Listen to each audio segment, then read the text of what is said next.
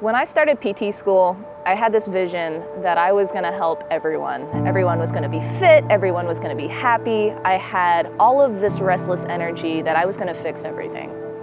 And within 2 weeks, I lost that vision. I was so drowned in deadlines and pressures that I hadn't experienced before that my vision became entirely clouded. And I realized as that month of the first part of PT school progressed that I wasn't doing well.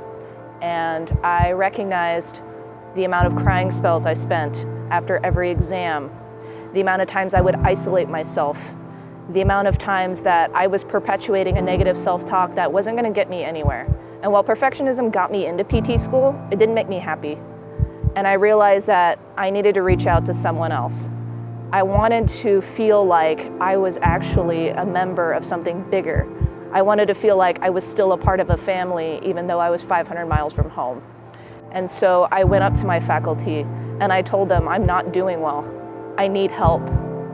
And they told me, I'll make time for that. It was at that point that I realized that things were going to be okay.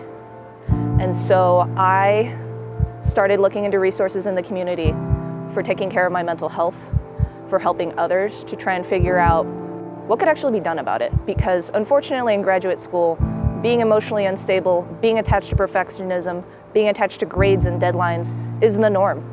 And in order to really radically change that culture, you have to radically look at yourself and figure out, what do I really want? I started to introspect and I started to realize that I wasn't living the values that I wanted. And the reasons that I came into PT school weren't the ones that I was living every day. Once I started Active Minds, I realized that I had the opportunity to do more. And I would recommend for other people going into graduate school to really spend some time reflecting what it is that they value and figuring out how they can live a life that really reflects those values.